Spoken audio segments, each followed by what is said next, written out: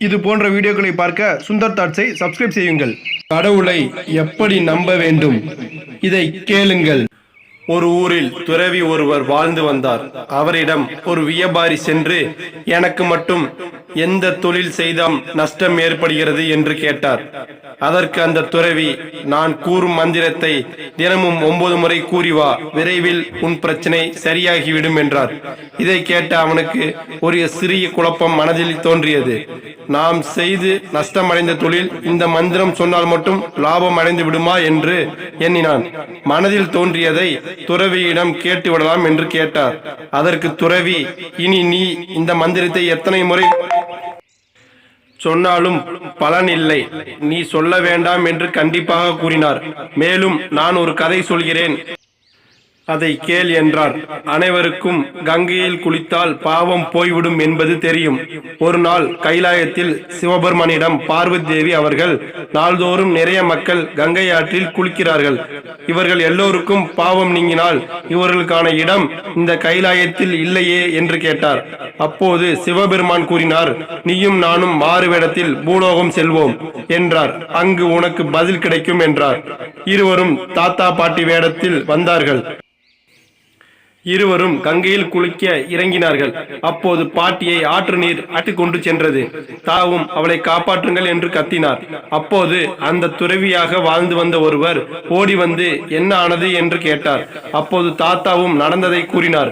மேலும் பாவம் செய்யாத ஒருவரால் மட்டுமே பாட்டியை காப்பாற்ற முடியும் என்றார். உடனே துறவிக்கு தாம் செய்த பாவ செயல்கள் எண்ணத்திற்கு வந்தது.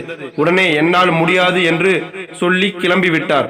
அடுத்ததாக அங்கு பக்கத்தில் இருந்து மக்கள் வந்து என்ன ஆச்சு என்று தாத்தாவிடம் கேட்டார்கள். தாத்தா, பாட்டியை காப்பாற்ற வேண்டும் என்றால் பாவம் செய்யாத ஒருவரால் தான் காப்பாற்ற முடியும் என்றார். மீண்டும் அங்கு இருந்தவர்களுக்கு தாங்கள் செய்த பாவ காரியங்கள் கண்முன் தோன்றியது. உடனே அனைவரும் முடியாது என்று விலகிவிட்டார்கள்.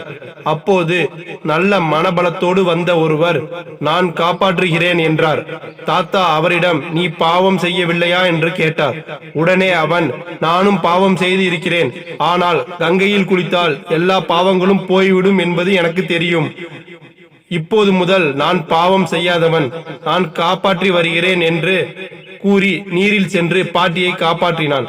அப்போது அவனுக்கு காட்சி அளித்த சிவபெருமானும் பார்வதியும், நீதான் உண்மையான இறைப்பற்றாளன், எதையும் முழு மனதோடு செய்ய வேண்டும் என்பதற்காக நீதான் உதாரணம், உனக்கு கைலாயத்தில் உயரிய இடம் உண்டு என்று கூறி இருவரும் மறைந்தார்கள்.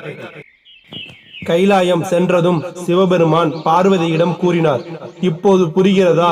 கங்கையில் குளிக்கின்ற எல்லோரும் பாவம் போய்விட்டது என்று முழுமையாக நம்புவது இல்லை. அதனால் சிலர் மட்டுமே கடவுள் நம்பிக்கையில் முழுமையாக நம்புகிறார்கள். அவர்களுக்கு மட்டுமே இங்கு இடம் என்று கூறினார்.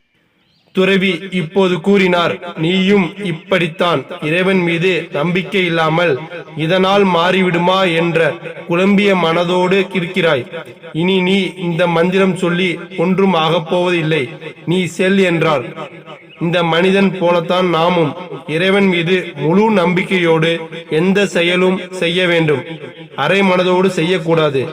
அதுவே இந்த கதையின் கருப்பொருளாகும்.